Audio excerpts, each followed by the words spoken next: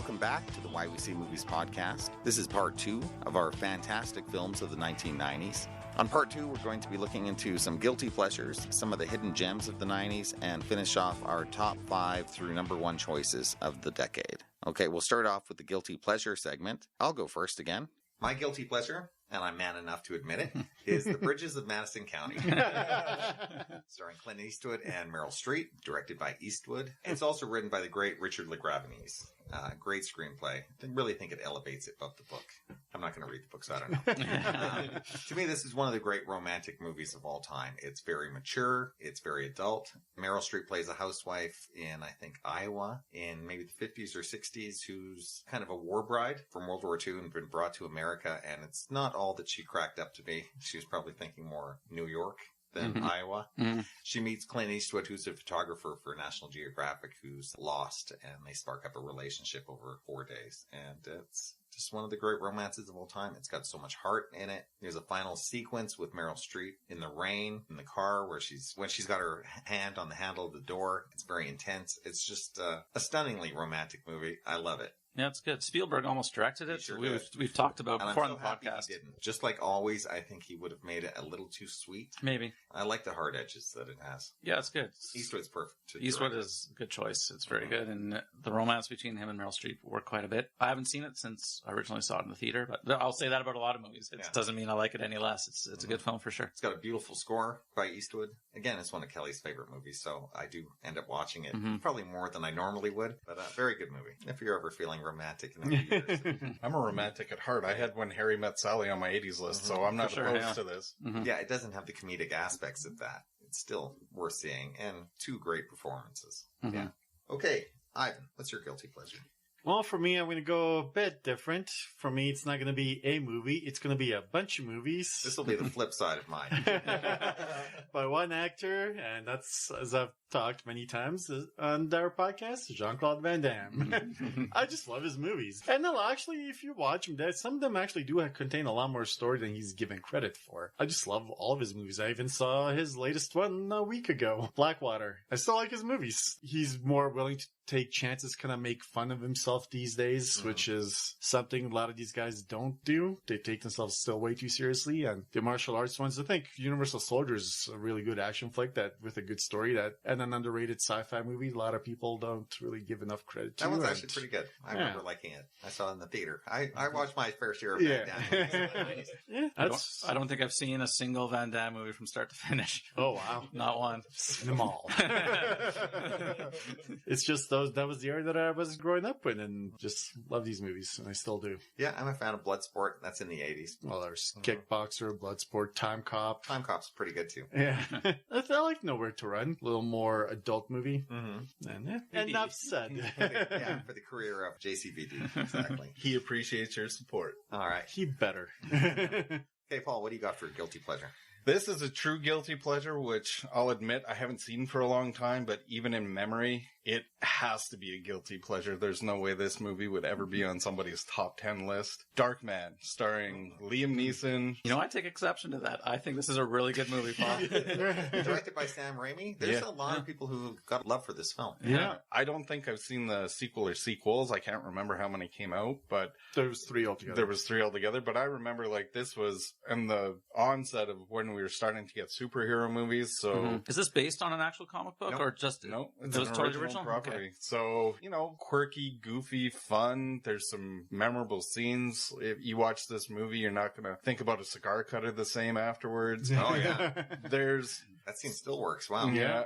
Maybe some of the special effects don't necessarily work as well, but I really enjoy this movie, and it's a guilty pleasure in that it's just kind of a fun, goofy action movie in the superhero genre. Yeah, but I like this movie a lot too. Yeah, it's a good choice. I don't think Sam Raimi would have got the Spider-Man gig without this film. I like it. Even just the little underrated things in this movie that worked so well, how his adrenaline can't be controlled, so it kind of makes him more of a nuttier character, because constant flow of adrenaline that kind of has him amped up, and just little details like that was a really nice touch in this one, because they could have just kind of phoned it in as just a kind of mindless flick, but they put in some effort. Well, Liam Neeson's very good in it too.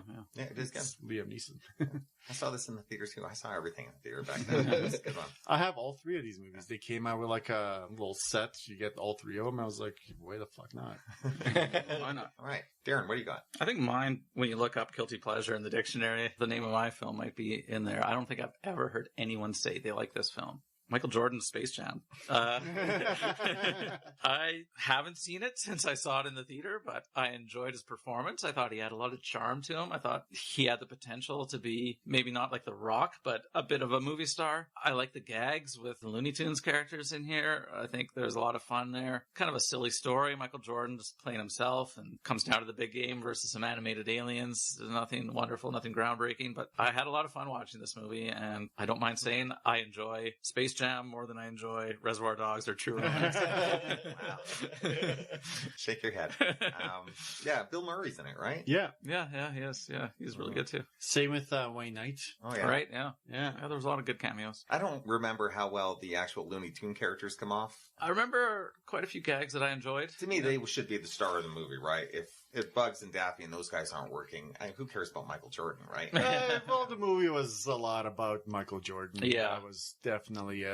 Is that the only thing he's ever acted in? Yeah, I'm pretty sure. That's the only thing. Unless As far as I can think of. Unless he's done like cameos. Yeah, and you know what? I like this movie. I think I've probably seen it in the last like few years. I think it was just something I was, some parts of it I kind of thought were just silly, that they could have done some better things. Like in the end, when he goes for that final basket, his arm like grows half basketball court for him to dunk it. I thought it would have been better if he actually jumped the half court because, whole I Believe I Can Fly song, right? I don't remember if it was a hit or not. It was a hit, and it was a moderate hit, a sequel with LeBron James. Yeah. This is a movie that I can't believe I've never seen, considering in his era of dominance, I've never been a basketball fan, but I was a fan of Michael Jordan and his abilities. Mm-hmm. And of course, I'm a huge animation fan, so it's kind of startling that I have never seen this, but it just not, I guess I was never sure that the marriage of the two would work. Yeah. Be ready to be underwhelmed, but it is enjoyable.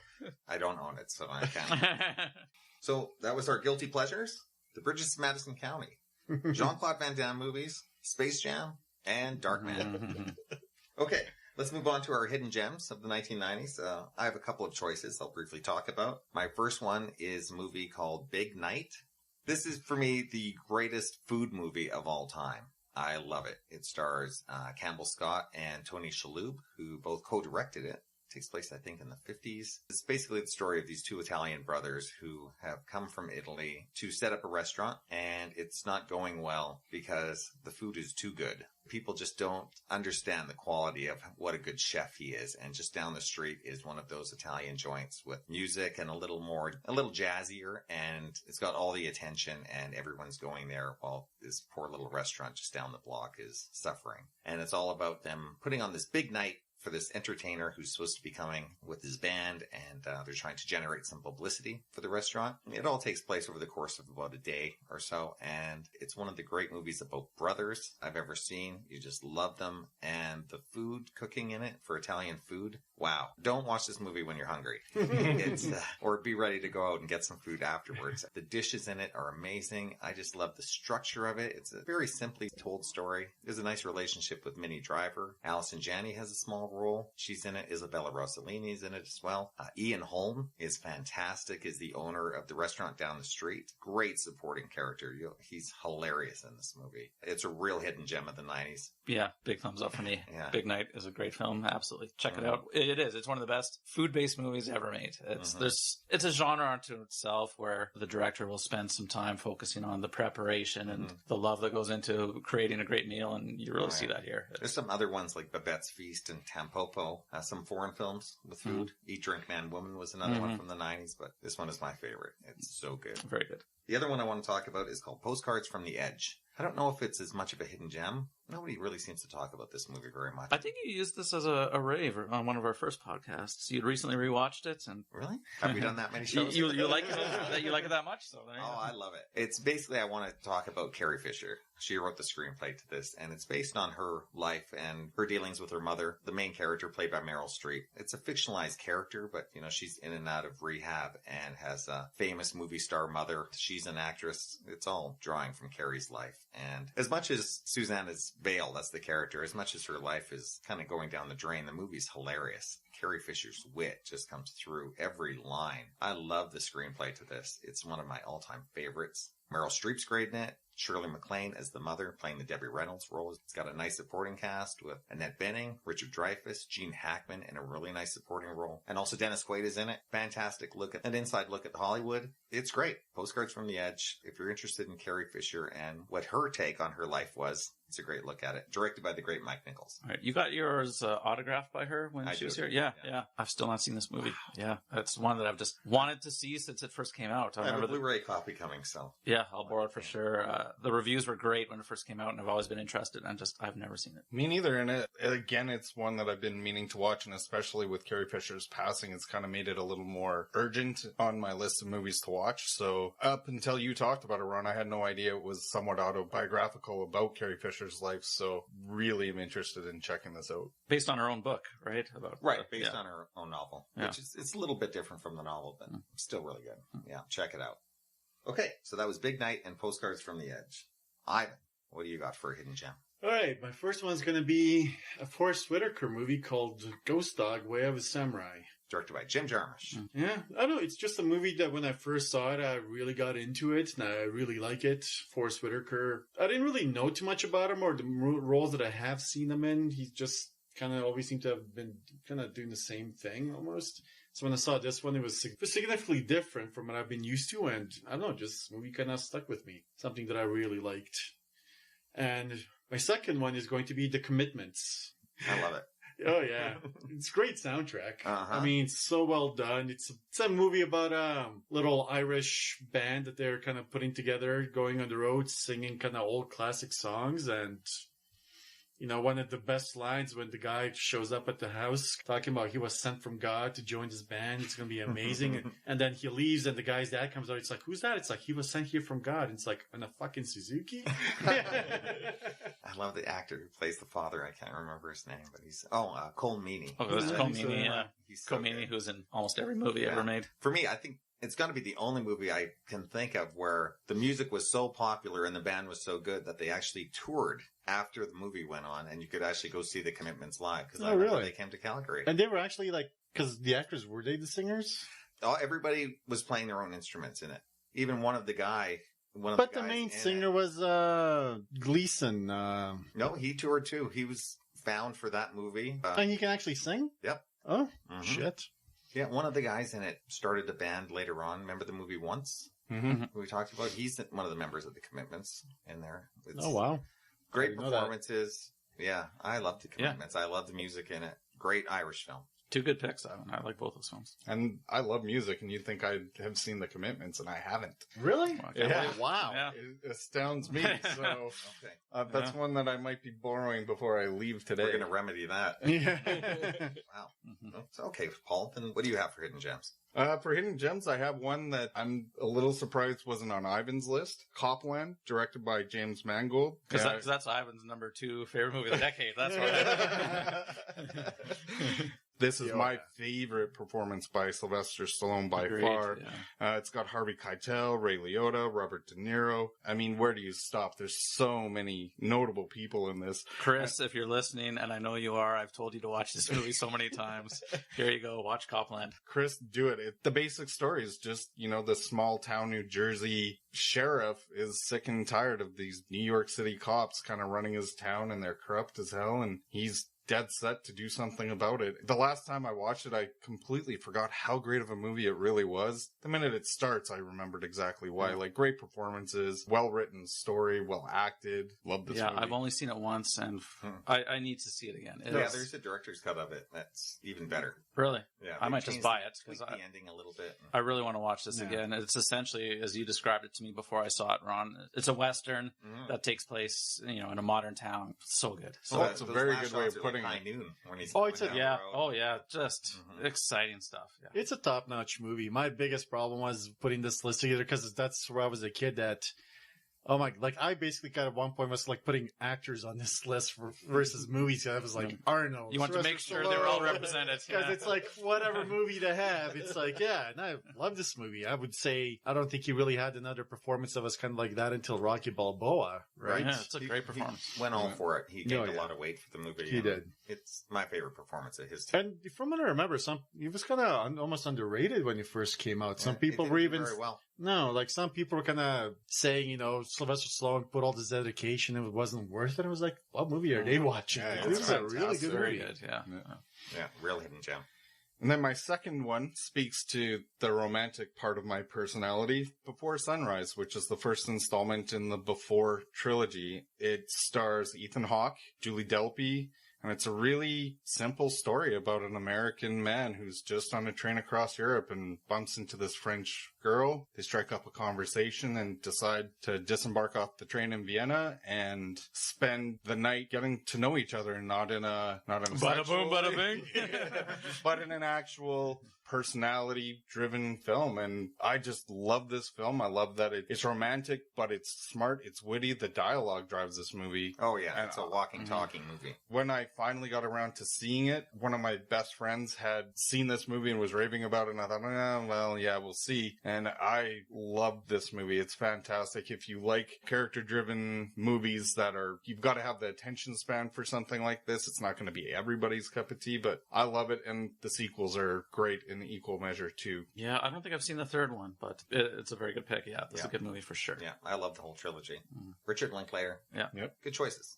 Darren, what do you got? All right, Ron, you gave me 3. I think I had several picks on my hidden gems list for you to choose from for me, and you gave me 3 of them. I couldn't knock off any one of them. No, and you know what? The 3 you picked for me were all movies I probably haven't seen in 20 years, so it's going to be hard for me to get in depth on them, but just how good they are. Hard 8, which I believe, if I remember correctly, was Paul Thomas Anderson's first film as a director. Sure is. IMDb says professional gambler Sidney teaches John the tricks of the trade. John does well until he falls for cocktail waitress Clementine. Philip Baker Hall, he plays the mentor. John C. Reilly is the protege. Clementine is Gwyneth Paltrow. Sam Jackson is in this movie. Philip Seymour Hoffman. Very good movie. I didn't know it existed until I think Paul Thomas Anderson's second film, when people started talking, well, yeah, his first film. They were released actually in the same year. Were they? Yeah. Yeah, Boogie Nights in this one. It took a long time for Hard 8 to get finished.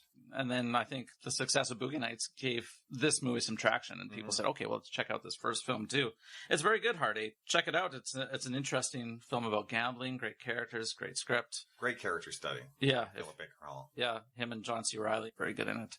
If you're a fan of his and haven't seen this because it's a little too low-key, you gotta do yourself a favor and check it out. The next one is Mike Leigh's Secrets and Lies, one of the great British independent films. Let's give the IMDb synopsis, shall we? A successful black woman discovers that her birth mother is an underprivileged white woman. As emotions run high, everyone's secrets are exposed. And it really is a movie about secrets and lies. This is not a great...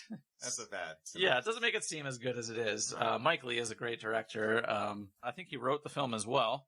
Some familiar faces here, like Timothy Spall and Brenda Blethyn, that maybe a lot of people don't know. Modern generations will know Timothy Spall, thanks to the likes of Harry Potter and so on. Great British cast, wonderful, wonderful script and performances here. Great character study, this family and their secrets that come out over the course of the film. It's very interesting and great independent film, great drama. It's hard to describe just how well it captures the reality of the situation, too. Yeah. Mike Leigh specializes in rehearsing with his actors for months before he even shoots a frame of film. So they have really invested in the characters in the moment, and his stuff comes across as more realistic than most films. Shattering, the ending of that movie. Right. And the third film on my Hidden Gems list is from Ron's favorite director, Woody Allen, Sweet and Lowdown. Not my all-time favorite, but definitely in the top 10. Okay. Sean Penn plays a jazz guitarist obsessed with Django Reinhardt.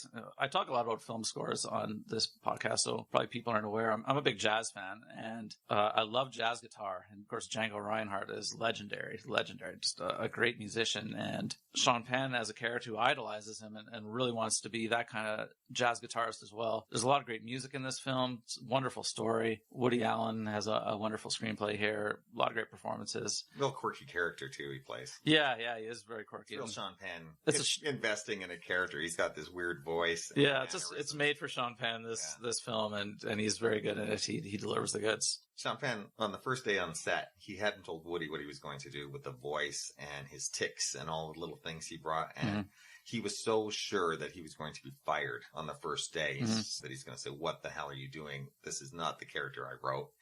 And first take, he does the character full blown. Woody's like, "Cut, prank," never said a word once about the character. Just like completely happy with what he got, I guess. Very good. Yeah, deservedly so. Very good film. Very good performance. Yeah, it's great. That's it. My hidden gems. Hard Eight, Secrets and Lies, Sweet and Lowdown. Okay, why don't we finish off our top 10 list? We'll run through our top 5 through number 2, and we'll leave our number 1 choices until the end. I'll go. My number 5 choice is Michael Mann's Heat, starring Al Pacino and Robert De Niro and Val Kilmer, lots of other people. It's my favorite, if you want to call it, cops and robbers movie of all time. I just think it elevates that genre to a whole nother level. Pacino and De Niro, they're just so great as combatants against each other. I've never seen a movie quite so smart about crooks and the way that they do things. It's just, the movie's so, Michael Mann is just such a master at knowing all the minutia of these crime movies. And you can tell he really does his research and hangs out with a lot of these people, I hear. I wouldn't be surprised. It's a perfectly constructed film, and the ins and outs he knows of the criminal underworld here. Right. Yeah. It wasn't a big hit when it first came out. Not nearly the respect that I thought it. It was definitely my favorite movie of that year. Yeah, it got a lot of good press, but yeah. It wasn't nominated for Best Picture. No, it deserved more. Amazing. It's just as much about their spouses. Yeah. And the way that these guys can have a family life or even any sense of a normal life. I think that's a big part of it. I remember some people saying it kind of drags the movie down. Not for me. No. Everything with Val Kilmer and his wife, Ashley Judd, and what's her name? Amy Brenneman is in it. Natalie Portman is Al Pacino's daughter. I think her first role. Stepdaughter. Stepdaughter, right. Yeah, I think most people have seen this movie and agree now it's a masterpiece. Yeah, this would have been on my top 10 too. I'm sure you had it higher. So and that giant action set piece that they did was absolutely amazing. Unreal. Probably one of the top 3 shootouts in cinema history. Yeah, that whole heist scene is fantastic. The other 2 being from The Wild Bunch. And finally seeing Pacino and De Niro on screen together. The one scene they're in, and they're so good together. Okay, my number 4 choice would be by the great Stanley Kubrick, Eyes Wide Shut, starring Tom Cruise and Nicole Kidman. Did I have this? You did. I beat out your lower number 5. Oh, okay. Yeah. Sorry. Yeah. Yeah, it was neck and neck, and I'm glad I got it. I love this movie. Damn you. Yeah. You can chime in soon. Chime in anytime, actually. Sure, yeah. I'm not even sure why I love this movie so much, to tell you the truth. It's Kubrick doing his magic, I'll tell you that. I saw this opening day in a not very packed theater. The word of mouth on it wasn't that great. There was 2 ladies sitting behind me in their 70s, it looked like, who were probably hoping to see some of the scandalous material that was hyped up for the movie. They weren't there when the movie finished. I watched it all by myself, entranced for 3 hours at the magic of a master filmmaker. I don't know how Stanley Kubrick does it. I don't know why I love this movie so much. It's kind of a simple plot. It's about marriage and infidelity and what makes a marriage work, and the dark plums that you can get into in a marriage. And it's taking place in a kind of a dreamlike. Oh yeah, very dreamlike, this film. It's almost entirely dreamlike. Yeah, it was my favorite movie of that year. One of my top favorite movies of the 90s. People hate this movie too. There's a lot of hate out there for it. I think it's one of Kubrick's 4 or 5 best films, probably. It's way up there for me. You know what I mean about the hypnotic quality of it? Very hypnotic. And yeah, like you say, why do I like this movie? It's tough to watch. It's dark. It's depressing. I don't even know if I understand everything in it. And a key moment early on, I remember a friend of mine, she said, I don't want to see Nicole Kidman sitting on a toilet taking a pee, wiping herself with toilet paper while Tom Cruise is tying his tie. And that's such a key moment in the movie because it really shows where they've gotten to in their marriage and what marriage kind of doesn't end up that way right there, where there's a follow-up scene where Tom Cruise is at his medical practice. There's an incredibly gorgeous woman with a great set of tits sitting on his doctor's chair, and he's completely reacting to her in a detached medical way. And it shows how non-sexual a being he is, and both those scenes. And then the journey he goes on in this movie. And it's almost a revenge fantasy, really. Yeah. And there's not a single erotic scene in this movie. Nothing in this movie turns me on. It's all dark and depressing and scary. And almost everyone after those opening scenes reacts to him in a very sexual way. Man, woman, or child. Yeah, it's a dark movie about human sexuality and relationships. And like I say, I still don't know if I understand everything in it, I know a lot of what I get out of it. I don't know what Kubrick wants me to get out of it. Great looking film, all shot on sets, and those New York streets could be the real goddamn New York. It's amazing. Great film. The great Kubrick. Okay, my number 3 choice is Quentin Tarantino's Pulp Fiction. I love this movie. I love the energy behind it. I love the writing of it. The characters are fantastic. Hopefully, for someone who doesn't like True Romance or Reservoir Dogs, this is good enough for you. I do like this movie.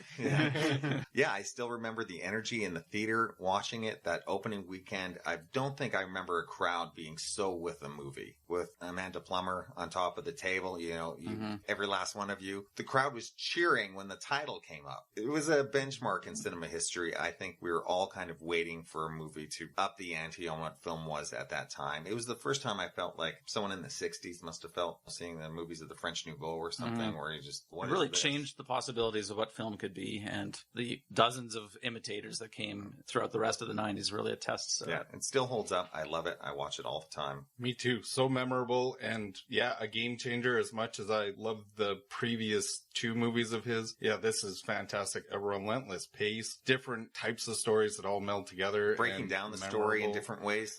Bruce Willis in one of his great dramatic roles after everyone thought of him as an action hero. Yeah, and a lot of things that just pop up, you were just like, what the fuck? Like, you just only bring out the Gimp. You're like, what the hell? Right? Yeah. He just goes in so many different directions, you just don't see it, right? And yet dark but funny. Yeah. And the reason why every criminal in the real world whose home has been raided in the last 20 years has had a samurai sword confiscated by the police. Tarantino is almost like Kubrick. He's just in a category by himself for me, and I just adore his work. Pulp Fiction, one of the great ones. Okay, number 2 would be The Thin Red Line, directed by Terrence Malick. Based on the novel from James Jones. This is my favorite war film of all time. I just love its dreamlike quality, how there seems to be really no plot going on, yet endlessly captivating. I love all the characters of it. It's a different movie than most of the people who signed on. Malick, like you said before, makes most of his movies in the editing room, but this one's just so beautiful and brilliant. I think it's great. Yeah, both George Clooney and John Travolta's performances were reduced to a 2-second cameo, more or less, on screen. Yeah, he had to have a certain amount of actors for the production schedule for them to approve the budget. Right. And he's like, I'll get George Clooney if he wants to be in my movie, but, he's not going to be the star of it. Sure. This movie, to me, really struck me, because I'm not really a huge fan of war movies, although the odd one obviously does come across like a Saving Private Ryan, but I loved that this was very different than any other war movie I had seen. To me, this was more like poetry, and one of the scenes that sticks with me to this day is the fact that they're in such lush jungle, and they focus on a leaf, and you see blood dripping down, and stuff like that makes a huge impact on me, and this was fantastic. This was not a movie I didn't know what I expected to get out of it, but it had a longer lasting impression on me than I really thought it would. That's a big theme of Malick too, of man's violation of nature, and I should mention Sean Penn too. Great supporting role in it. Yeah, this is a very good film. Yeah, good film, I should say. I don't love it, but I do like it. Same year as Saving Private Ryan, and it was kind of Battle of the World War II movies. Right, yeah. They're so different films. They are. Yeah. And I love that they are different films because, I don't know, I always appreciate a different voice to a genre that you think you know so well. I don't mind doing something different to turn everything on its ear a little bit, so. Right. Yeah, I couldn't imagine 2 different approaches. Yeah, it's great. So that was Heat, Eyes Wide Shut, Pulp Fiction, and The Thin Red Line. Okay, Ivan, what's your top 5 through 2? So my number 5 is going to be Dark City.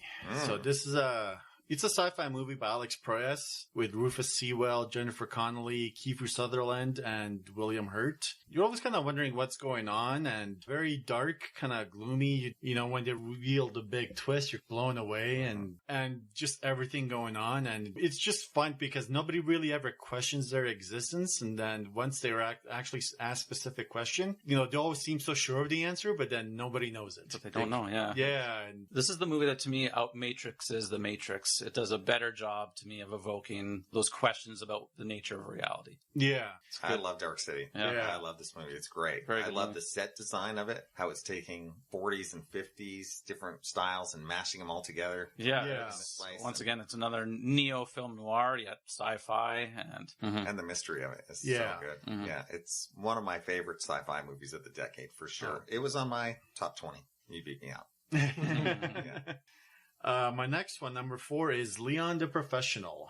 It's an interesting movie because I didn't really know what to expect the first time I saw this, but wow. Comes off with a very story-driven movie that's with Jean Reno, Natalie Portman, and Gary Oldman. And wow, Natalie Portman really shows her acting chops as somebody that's so young at that point in time. And most of this movie is very much a character-driven movie. I mean, and it had some amazing action sequences, especially like the one at the end, right? Where it just goes batshit insane. And Gary Oldman does one of his amazing performances as the villain, where he's just coked out of his mind, just kind of insane. And he's my favorite thing about it, Gary Oldman. Yeah. I've never seen it. Really? Yeah, never seen it. As neither. As Luc Besson movies go, Wow. it's not my favorite. I'll take Fifth Element over that. Well, It's still pretty good. All the characters are good. He has all these quirks about him with Plant and the milk. and because he's kind of like, an immigrant that doesn't really understand what's going on. He can't read with her story, how they're she needs him to be her protector and he kind of needs her to like teach him almost. Right. As an action film goes, it definitely has those French elements brought to it from Besson to make it kind of a quirkier film. It's worth a But watch. really good. And it's on Netflix now too, so it's easy enough to get your hands on it. Number 3, Unforgiven. Clint Eastwood, Western movie. Fucking A. He has such a good movie. Clint Eastwood put everything into this. He directed it, starred, and it's just wow. Just such a really well done movie. Gets It's better in my every time top I watch 20. it. Yeah. Yeah. One of the best Westerns Oh, ever. easily. And Gene Hackman, of course, was in the movie. And, Won the Oscar for it. yeah. And, even The Saint of Killers from Preacher was based on this movie. And, this movie is definitely, even though it's a Western, very story driven. Oh. And, One of the most literate Westerns ever. yeah. Yeah. So the well screenplay is done. by David Webb Peoples. Yeah, It's great. just showing like an old gunfighter that's kind of forced to get back into the life, and just how everything kind of goes insane, and just how the people lived and how little regard some people really had in life. Horses were thought of higher than these people, right? It was a very brutal, no holds barred movie. Good pick. Yeah. And shot in Calgary. Yeah, that's right. Yeah. Shot Sure, in you get that Calgary. part. Yeah. And this is another example of taking a genre and flipping it around like that. Like you mentioned, the gunslinger that's kind of near the end and has given up his ways but forced back into it. I love that. Yeah, definitely. And number 2 is Terminator 2 Judgment Day. I'm pretty sure everybody listening to this podcast has seen this movie. This was probably almost on all of our lists somewhere, Yeah. but you had it higher. That's right. The best action movie of the decade. Oh, yeah. And so well done. Holy hell. Like, James Cameron really goes all in when he makes a movie. And it's kind of crazy because James Cameron always has to wait for technology to catch up to his vision. Or he creates the brand new he creates it, technology right. to do it. And then everybody else is like, holy shit. And they try and follow suit with the things that he's done, right?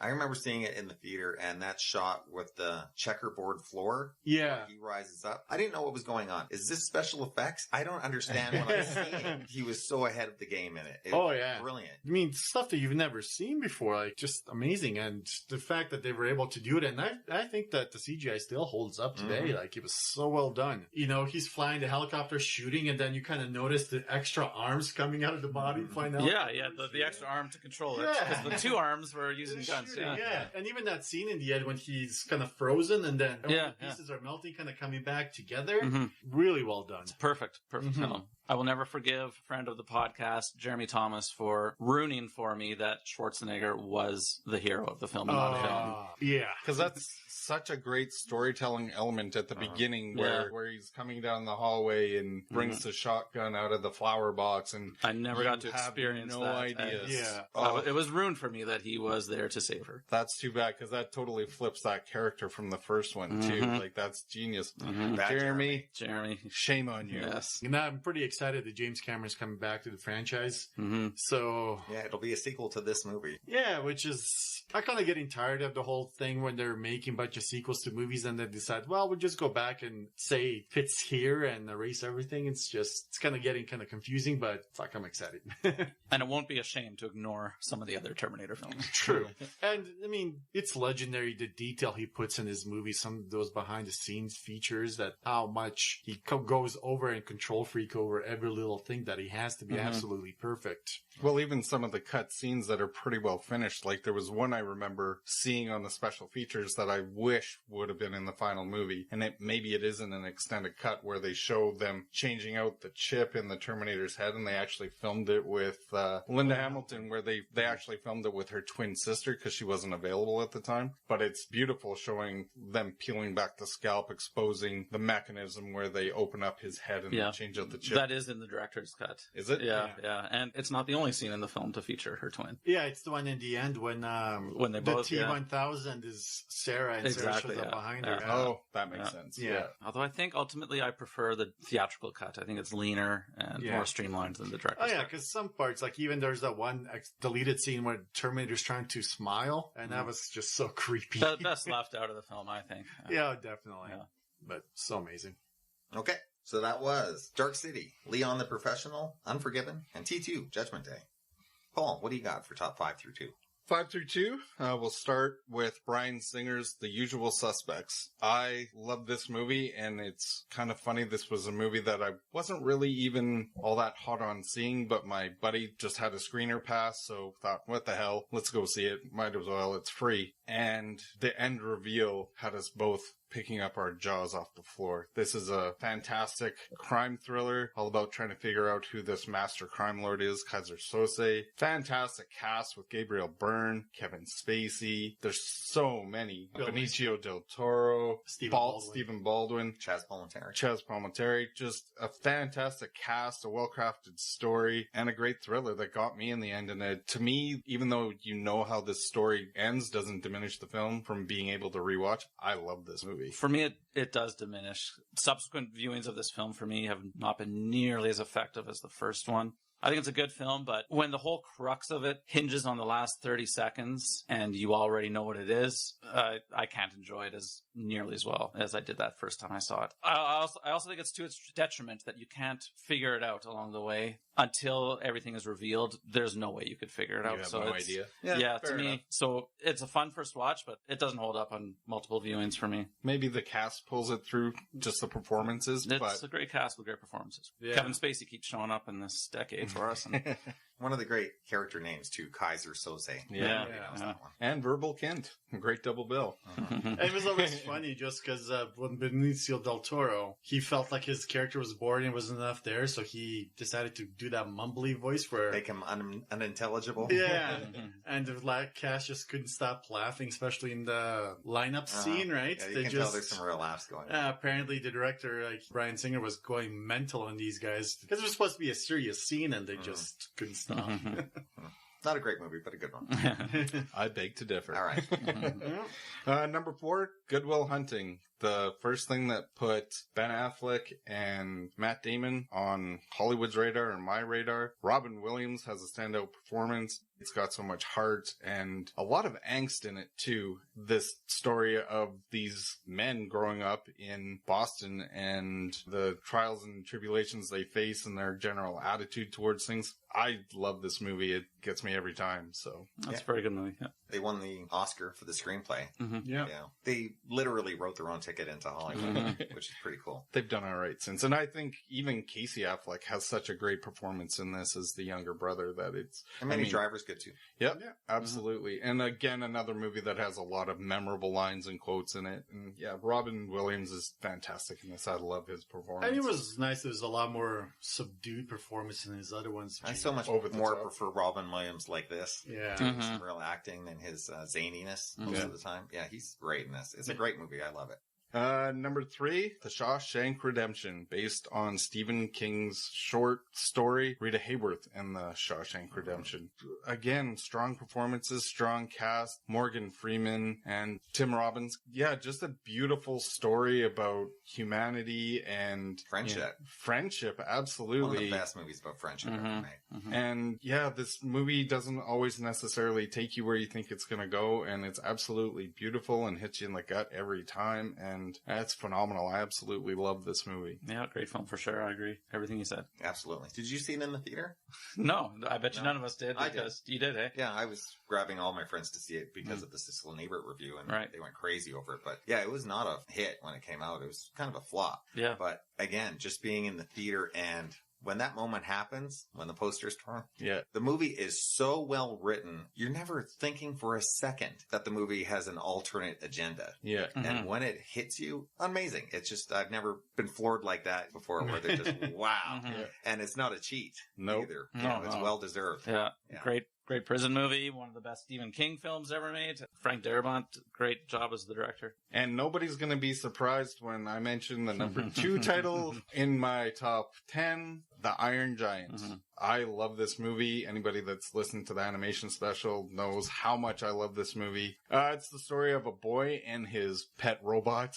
It has so much to say. It's a smart script. It doesn't play down to the audience. The voice cast is phenomenal. I loved it because it was different than the other animation stuff out at the time, where it was just a CGI fest, and there was a transition in around that time where it was hard to get animated movies to the big screen, and then suddenly there was just a flood of them, and of course they weren't all good, and this was definitely worth seeing in the theater. Unfortunately, I had a chance to, but it's got so much heart. It's so well voice acted. I love it. Yeah, I enjoy this movie not nearly as much as you, but it's a good film, and yeah, it deserves to be remembered as one of the better animated films of the 90s, for sure. Yep, I agree with that.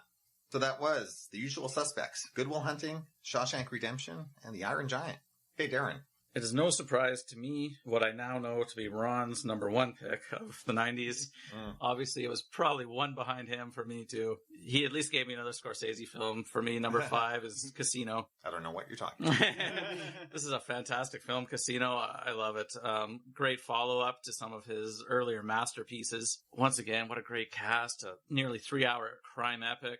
Robert Richardson, who shot my number 1 favorite film of the year, is cinematographer on this one. He does some great things. Scorsese's usual boys here, De Niro and Pesci, are at play doing what they do best. Sharon Stone delivers a powerhouse performance in a movie based on a real-life guy. They've kind of fictionalized it a little bit, but nevertheless, crime in Las Vegas and the mafia and how it kind of lost its foothold controlling the casinos. It was a great movie, just dynamic. And I won't even start on the cast, but man, the supporting cast is fantastic here. His use of narration, like he did with Goodfellas. Yeah. And Yeah, it can be such a gimmick in the movies, but when Scorsese's done it, like with here and Goodfellas, it is so good. Keeps the movie really moving. For 3 hours, it doesn't feel like it. Yeah. Written by Nicholas Pileggi, who also did Goodfellas, who really knows his stuff when it comes to this. Both films are based on books he wrote about the mafia, and fantastic.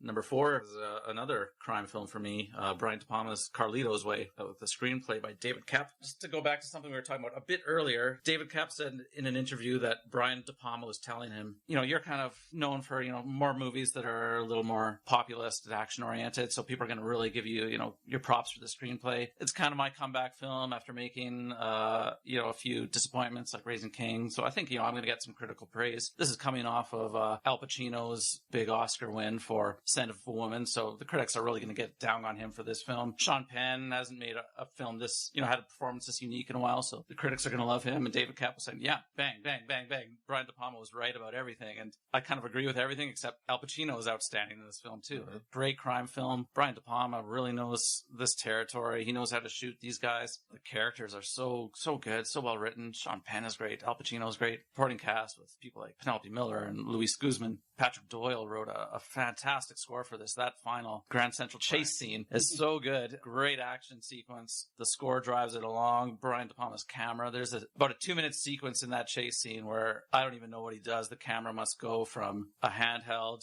to a crane to a steady cam, and just it's pulled all along without any edits, and it's watching Al Pacino as he makes his getaway. Once again, another story about a guy trying to turn his back on his criminal roots, but he gets pulled back in. Highly recommend Carlito's Way.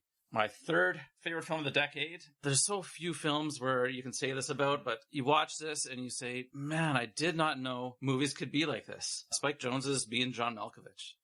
Just a masterpiece. And I watched it again recently. It had been a long time since my last viewing. So good. Everything about this. So original, so clever, so perfectly constructed. So many great performances and crazy and zany. And I can't even believe some of the things that are happening in this film. If you don't know anything about it, I'm not going to tell you much other than to say it's kind of about people taking over the persona of John Malkovich, and he has to play himself with other people in his head, acting his body out. I don't know. That doesn't... already lost them. Yeah, exactly. Just watch this movie if you're interested in a movie about wanting to be famous and be someone else. The trappings of fame and, wanting to be someone else. And Cameron Diaz is in it.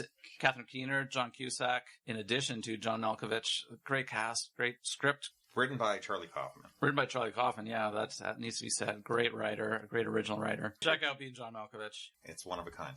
The number 2 film for me of the 1990s, Roger Ebert described seeing this at a critic screening and leaving, going into the lobby, and going back in and telling the projectionist, you need to show me this movie again because I can't believe it was that good. And upon watching it immediately that second time, he said, it is that good. And that is Steven Spielberg's Schindler's List. I've read recently about millennials not even really understanding what the Holocaust is. It's hard to believe that, but man, this is such a powerful film. One Best Picture, one Best Director. It won 7 Academy Awards, and it deserves it. Maybe deserved more. It didn't win any for acting. We don't need to tell you what the Holocaust is, but this is the story of one man who, and the movie doesn't tell you why. There's no big explanation scene. There's no real turning point, but he goes from being a man who's out to profit from the war and ends up saving the lives of about 1,200 Jews who he got to work for him, and he makes incredible sacrifices to do so. It's a shocking film to watch. It does not hold back as to what happens during the Holocaust. It deserves its R rating. I've heard a lot of people criticize it for its Spielberg-esque, sentimentalized ending. I don't think it's sentimental. It's powerful. Hits home. Like Babe, I can't watch this film without getting choked up. Just an absolute masterpiece. Great film. I'm sure most people have seen Schindler's List, and they don't need to be told to go out and see it, but masterpiece. Kind of required viewing. Yeah. Yeah, you're not a movie fan if you haven't seen Schindler's List. Yeah, and I love it. And that final sequence where they're showing the true faces of the people that you've been watching in the story was quite impactful too. It is. Yeah, it's not the first time in the movies where you see the actual people, but in this case, that's what this movie was about, is saving lives, and to see the actual people whose lives were saved by the real Oscar Schindler. It hits home. It's very impactful. What more can you say, really? I mean, it's a masterpiece.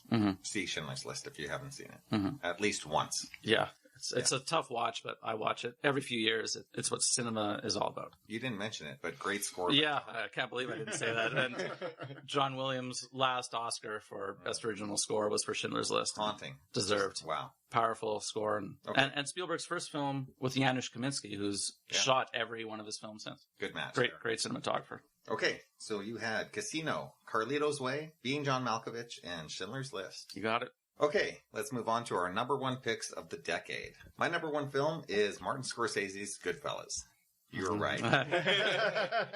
Not a surprise, but anyways. Yeah, I thought we'd be battling that one out. Yeah. I love this movie. It's the story of Henry Hill, the true life story of this New York gangster. Again, written by Nicholas Pileggi. And wow. Yeah, I can't imagine a more detailed, interesting look into the mafia than this one. As far as gangsters and the gangster way of living, this movie just nails it. Great performances. Ray Liotta, Joe Pesci won the Oscar.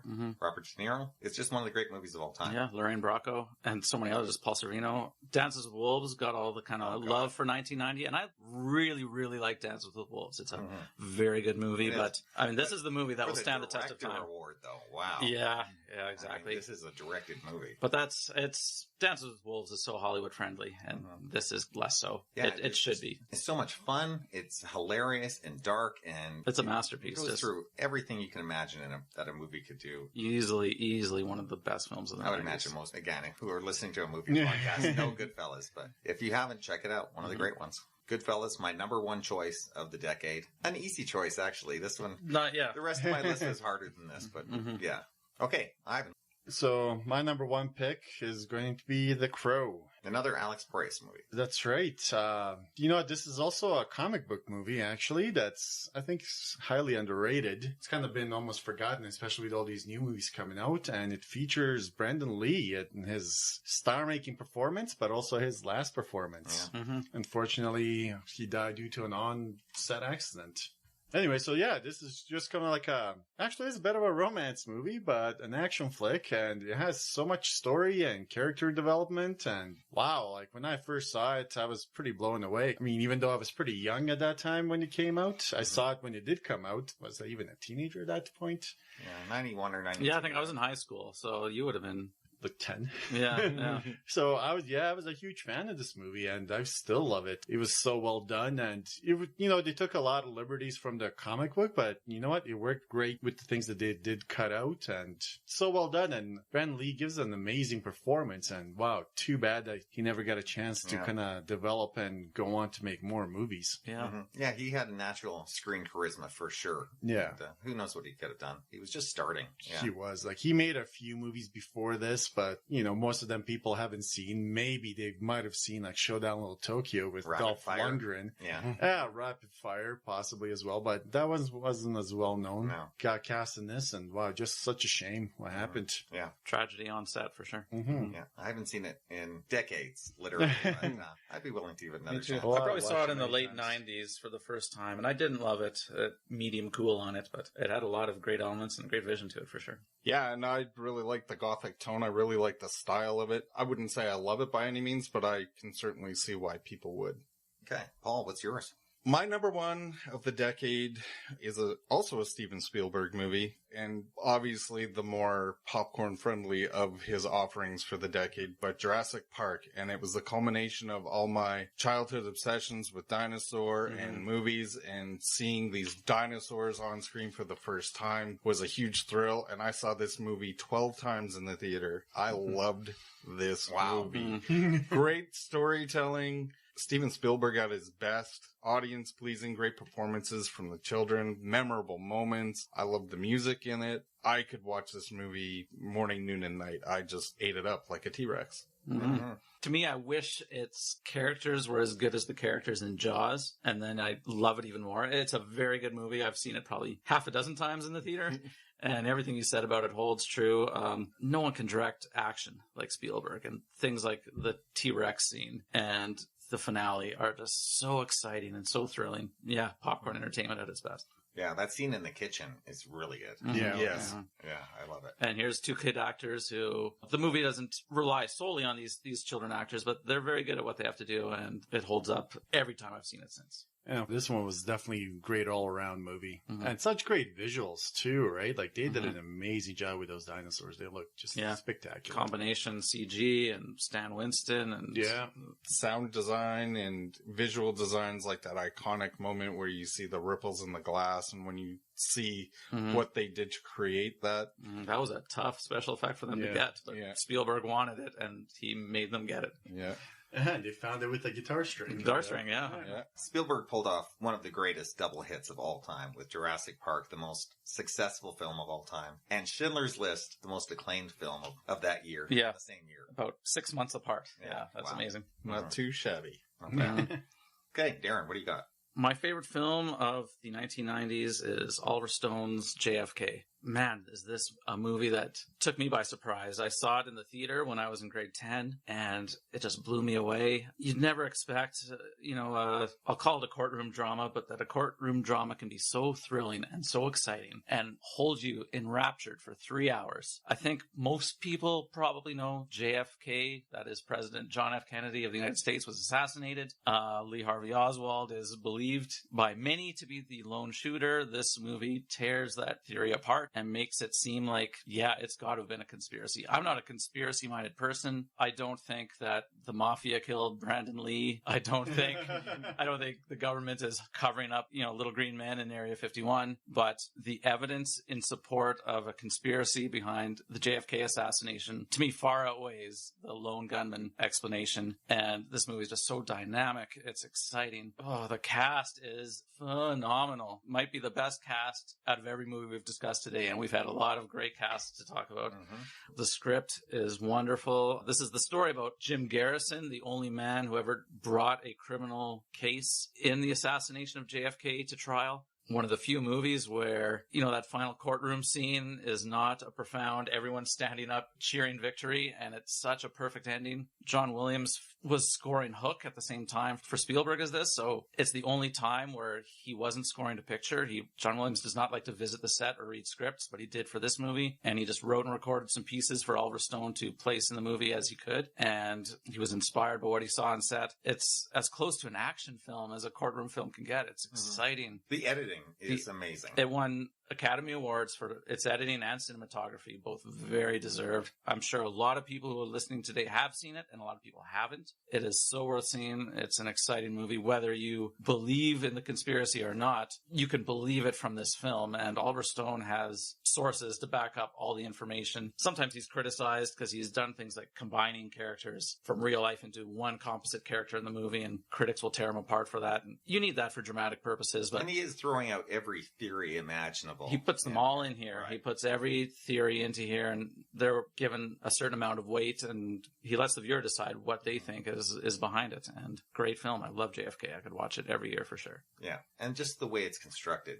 how fast it moves for a movie of its length. Oh, yeah. It is. It's It's one of the best edited films ever made. For sure. And Robert Richardson's cinematography here, when I think of it, I picture Bill Murray's brother as Jack Ruby sitting in, he's being interrogated by the police, and he knows his life is forfeit. And it's a scene shot in black and white. And just like Natural Born Killers, Oliver Stone uses multiple formats in this film, and those super oversaturated whites on his shirt, almost making the whole room glow. It's just so well shot. Can't say enough good things about this movie. Check out JFK if you haven't seen it. Yeah, I love it too. And just the impact this movie had on society too. There's people to this day that treat this movie as if it's a documentary about the subject matter that I'm sure have their opinion formed because of this movie. I watched this movie so many times. I appreciate this movie a hell of a lot more than Natural Born Killers. This was phenomenal. Yeah, and it's unlike Natural Born Killers. It's not an over-the-top satire. It's a drama, and Kevin Costner delivers one of the great performances of his career here. Tommy Lee Jones, Sissy Spacek, John Candy. Gary Oldman. is Oh, great. geez, Gary Oldman. Great cast. Wonderful film. Can't say enough good things. Yeah, it's a masterpiece. Another one. Lots of masterpieces. Yeah, for sure. Okay, so our number one films were Goodfellas, The Crow, Jurassic Park, and JFK. So, well, that was fun. Lots and lots of different kinds of movies, that's for sure. I would say we covered the 90s pretty good as a whole. One question I have, where's Tom Hanks? The most successful actor of the decade with probably the best batting average of any actor in movie history. Let me just name you the films of the 90s. A League of Their Own, Sleepless in Seattle, Philadelphia, Forrest Gump, Apollo 13, Toy Story, Saving Private Ryan, Toy Story 2, You've Got Mail, and The Green Mile. We didn't talk about any of those, but he is a fantastic actor and deserves a little bit of... Of those, Forrest Gump would be very close to breaking into my top 20 or so of the decade. Not quite. Yeah, I was actually amazed that nobody was talking about Forrest Gump out of all of them, for sure. Yeah, me too. Yeah, it was number 14 or something on mine. It's from the same year as Quiz Show and Natural Born Killers and Ed Wood and Shawshank Redemption, Pulp Fiction. What a year. Yep. And no surprise, who would you say who the biggest director of the decade was for us? Spielberg. Right, with 3, Amistad, Jurassic Park, and Schindler's List. But who was the biggest star we had? Star or actor in general? Actor or actress that we talked about. Because Kevin today. Spacey, man, did he come up a lot. But... Kevin Spacey is one of them. He has 4 movies that we talked about today. And the other one would be Morgan Freeman. Oh, of course. Morgan Freeman had The Shawshank Redemption, Unforgiven, 7, and Amistad, while Kevin Spacey had Glengarry Glen Ross, Usual Suspects, LA Confidential, and 7. Wow. Yeah, exactly. It's never who you think. Pacino was close with Carlito's Way, Heat, and Glengarry Glen Ross. And coming up behind with 2 picks each, De Niro had Heat and Goodfellas, and Matthew McConaughey Amistad and Contact. Yeah. Okay. That was kind of fun. That was great. Which decade is next? I guess 70s is the logical Probably choice. 70s, yeah. That'd be my go-to one anyways. Yeah. Okay. Absolutely. Yeah, Cool. let's do it. All right. We'll see you for a best of next time. Until then, balcony is closed, I almost said. I will say that in honor of the boys. Today. Why not? How's that? Okay. Take care out there, and we'll see you later. Later. Later, guys. Ciao, ciao for now. Wanna